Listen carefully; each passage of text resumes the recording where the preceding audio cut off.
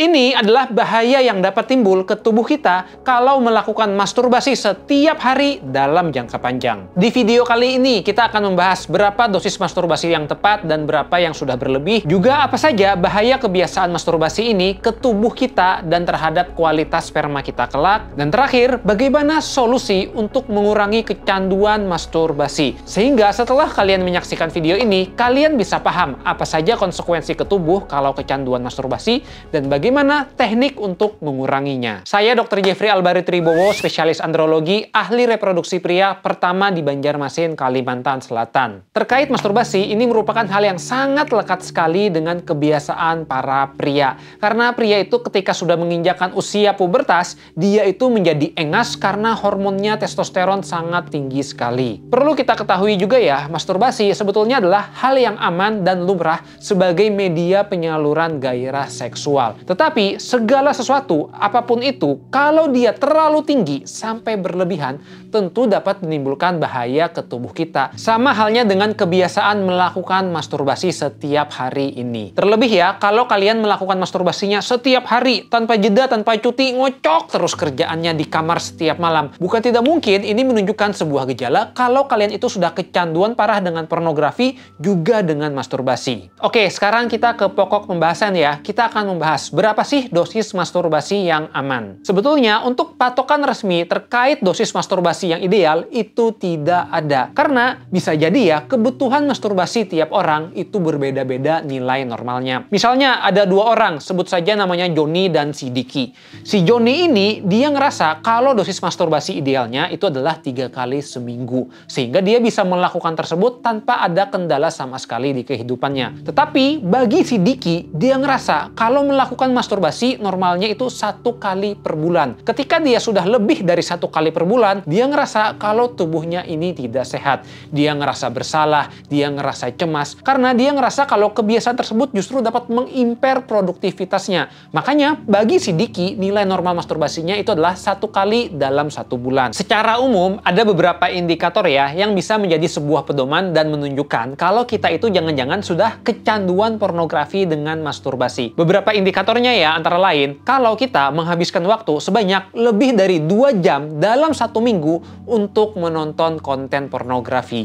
Karena kalau kita sudah menghabiskan lebih dari 2 jam per minggu, kita masuk ke kriteria yang disebut dengan penonton pornografi tipe kompulsif. Artinya kita sudah terbiasa menonton pornografi dalam jangka panjang. Hal ini disebabkan karena kita menjadi sulit puas dengan konten pornografi. Alhasil kita selalu scrolling terus dengan konten-konten pornografi. Kemudian juga menjadi kekhawatiran ya, kalau misalnya kita masturbasinya itu lebih dari 4 kali per minggu. Karena secara data penelitian menunjukkan kalau orang-orang yang melakukan masturbasi lebih dari 4 kali per minggu, itu jumlahnya nggak banyak loh, kurang dari 20%. Artinya kalau kita dalam seminggu lebih dari 4 kali, apalagi kalau setiap hari, seminggu 7 kali, atau mungkin dalam sehari ada yang 2 kali, ini sudah menjadi indikator kalau kita itu jangan-jangan sudah kecanduan yang cukup parah. Tapi hati-hati, ada pula loh orang yang sebetulnya mungkin dia melakukan masturbasi cukup jarang, nonton pornografi sangat-sangat jarang juga. Tetapi ketika dia melakukan masturbasi dan menonton pornografi dalam jumlah yang sedikit, dia sudah merasakan kecemasan dan kekhawatiran di tubuhnya sehingga menimbulkan gejala stres. Kondisi ini disebut dengan orang-orang yang masuk ke kategori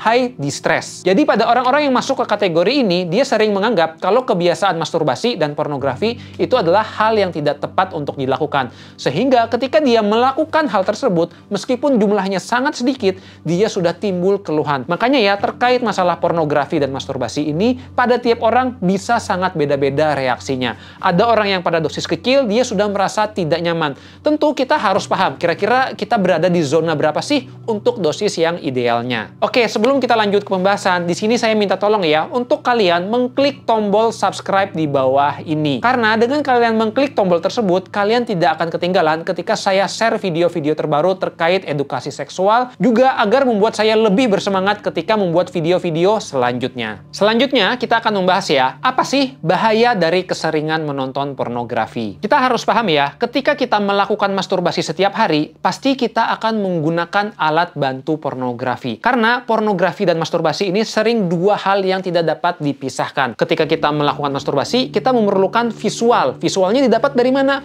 Pornografi. Artinya, setiap hari kita melakukan masturbasi, pasti setiap hari kita menonton pornografi. Sehingga konsumsi pornografinya itu semakin banyak dalam kita jangka panjang. Masalahnya adalah semakin lama kita konsumsi pornografi, itu akan memiliki dampak yang buruk ke tubuh kita, khususnya di fungsi otak. Apalagi kalau misalnya ya, kalian menghabiskan seperti yang saya sebutkan sebelumnya, lebih dari 2 jam per minggu. Karena apa? Pornografi ini merupakan sebuah tontonan yang tidak ramah otak. Penelitian menunjukkan pada orang-orang pecandu pornografi yang parah, mereka itu terdapat perubahan struktur otak. Jadi ada struktur otak yang namanya itu adalah prefrontal cortex. Bagian otak ini berfungsi untuk self-control, motivasi, dan pengambilan keputusan. Ditemukan kalau pada orang-orang pecandu pornografi berat, bagian otak tersebut ditemukan adanya penyusutan alias pengecilan. Makanya pada orang-orang yang mengalami kecanduan pornografi berat, akibat dari otaknya ini terdapat perubahan struktur dan fungsi yang tidak normal, dia itu menjadi kesulitan untuk mengontrol diri, mudah emosi, jadi malas, cemas, hingga sulit untuk merasakan kepuasan. Di samping itu, ketika kita menonton pornografi, otak kita ini akan mengeluarkan zat dopamin. Dopamin ini yang memberikan rasa puas dan motivasi di tubuh kita. Permasalahannya, semakin kita kecanduan pornografi yang berat, ambang batas dopamin di tubuh kita menjadi semakin tinggi karena kita terbiasa mendapatkan dopamin yang instan dan mudah. Itulah kenapa pada orang-orang yang sudah pecandu berat, mereka itu sulit merasakan kenikmatan di hidup. Ada pencapaian-pencapaian sederhana, mereka ngerasa biasa aja. Karena terbiasa mendapatkan dopamin gampang, akhirnya dia juga menjadi malas untuk beraktivitas dan produktivitas. Karena dia mikir, ngapain aku capek-capek kerja untuk mendapatkan kebahagiaan? Toh aku tinggal buka smartphone, akses pornografi, udah dapat dopamin instan dan bahagia. Tapi masalahnya, karena ambang batas dopaminnya ini semakin tinggi, dia menjadi mudah bosan dengan konten-konten lama. Akhirnya apa? Dia selalu mencari konten-konten pornografi yang baru. Di situ dia baru bisa puas setelah konten yang baru. Bukan tidak mungkin, lama-kelamaan dia akan mencari konten-konten yang lebih lagi dibandingkan sebelumnya. Timbullah dia menjadi gairah atau fetis-fetis yang aneh. Misalnya dia jadi akhirnya suka dengan genre-genre pornografi yang hardcore atau yang tidak lumrah. Sehingga akibatnya dia sulit terangsang dengan konten-konten yang biasa. Sekarang kita lanjut ya, apa sih dari kebiasaan melakukan masturbasi setiap hari dalam jangka panjang? Salah satu kekhawatiran banyak orang itu adalah kalau kita melakukan masturbasi sejak muda sampai kita tua dalam jangka panjang, apakah nanti jangan-jangan bisa mengganggu kesuburan karena spermanya habis? Jawabannya adalah tidak, karena yang namanya sperma itu akan terus diproduksi di tubuh kita setiap hari secara rutin. Tetapi memang kita harus hati-hati ya, karena bisa saja ada gangguan-gangguan penyakit lain yang dapat mengakibatkan gangguan kesuburan. Tetapi sebetulnya kebiasaan masturbasi ini tidak akan berdampak buruk untuk kesuburan kita seorang pria. Namun yang perlu kita ingat ya, ada loh dampak buruk dari masturbasi ini dengan fungsi seksual tubuh kita. Sebetulnya masturbasi ini tidak akan menyebabkan impoten atau gangguan ereksi secara langsung.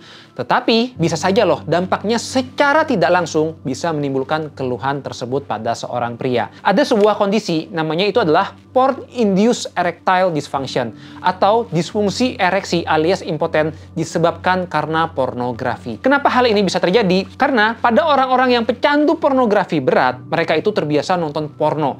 Pornonya ini mungkin udah genre yang aneh-aneh. Karena terbiasa genre yang aneh-aneh, akhirnya apa?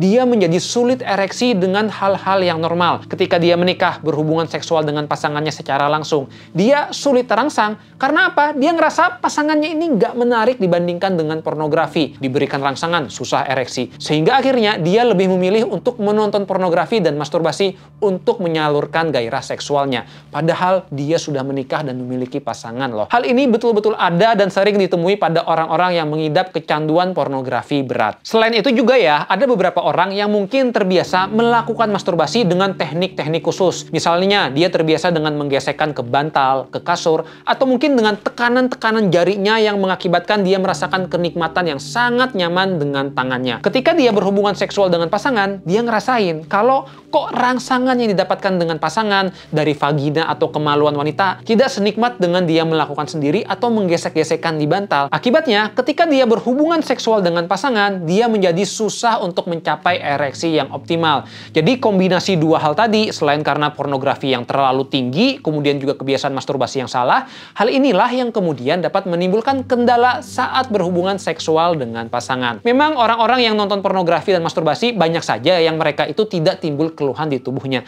Tapi hati-hati, semakin kita tinggi kecanduannya, semakin kita sering melakukan masturbasi dalam jangka panjang, terutama sampai tidak sehat, bukan tidak mungkin ini dapat berimbas buruk ke tubuh kita. Dan bisa saja kita baru tahu ketika kita sudah menikah dan berhubungan seksual dengan pasangan. Makanya saran saya, kalau kita udah terlalu berlebihan, coba deh untuk mengurangi secara perlahan. Bahkan saya pernah ya menemui ada kasus seorang pria, dia itu baru menikah dengan seorang wanita. Dia bercerita kalau dia sebetulnya sangat cinta dan sangat tertarik sekali dengan istrinya. Tapi masalah timbul ketika dia melakukan hubungan seks di malam pertama. Dia bingung karena saat malam pertama, meskipun dia sudah dirangsang oleh istrinya, dia tidak bisa mencapai ereksi. Sampai akhirnya dia memilih untuk melakukan sendiri. Ketika dia nonton pornografi, barulah bisa ereksinya timbul dengan optimal. Dari sini dia akhirnya sadar kalau ternyata dia sudah mengidap kecanduan parah dengan pornografi yang ekstrim. Saat itu dia bercerita kalau dia itu suka genre pornografinya yang hardcore.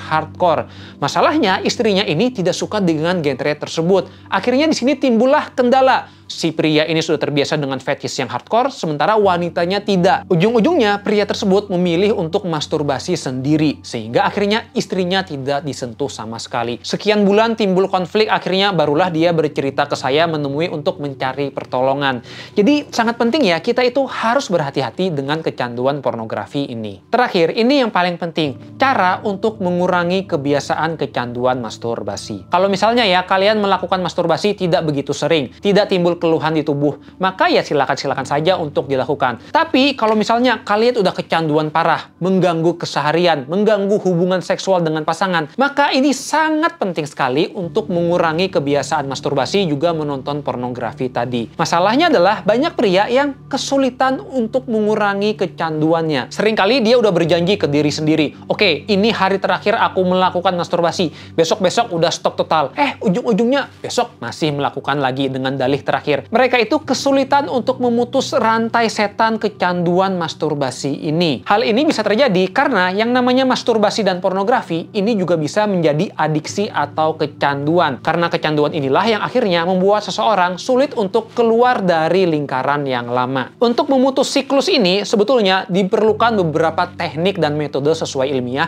agar dapat mengurangi kecanduan masturbasi dan pornografi. Langkah awal yang bisa kita lakukan tentu itu adalah untuk menghapus semua file pornografi yang ada di gadget kita. Karena kalau kita misalnya ya terdapat file pornografi di gadget atau di file-file bookmark website simpanan kita atau mungkin di hard disk dan laptop kita menjadi semakin mudah untuk mengakses pornografi. Ada waktu senggang dikit di malam hari, udah nonton bokep aja nyalain VPN. Makanya sangat penting kalau kita ingin sembuh dari kecanduan ini, hal pertama yang harus dilakukan itu adalah mempersulit akses tersebut. Hapus semua filenya, keluar dari grup-grup, hapus juga software VPN. Tujuannya adalah untuk mempersulit akses tersebut, sehingga ketika kita sedang engas-engasnya, kita menjadi berpikir dua kali sebelum menonton hal tersebut. Dengan ada waktu yang diperlukan untuk meraih pornografi, diharapkan kita bisa berpikir ulang. Selanjutnya, kita juga bisa melakukan aktivitas-aktivitas ya. Jadi misalnya, kalau kita lagi engas, pengen nonton pornografi, segera alihkan pikiran kita sesegera mungkin.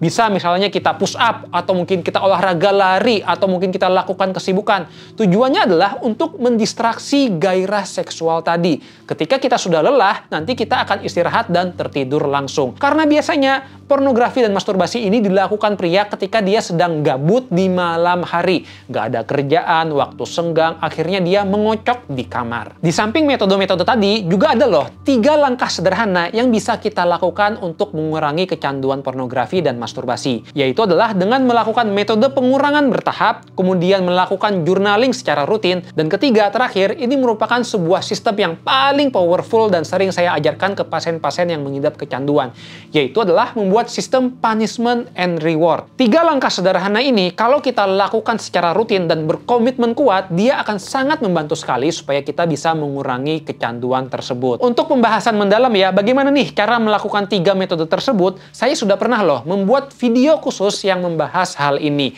Kalau kalian ingin menyaksikannya, bisa klik link video berikut ini. Terima kasih sudah menyaksikan.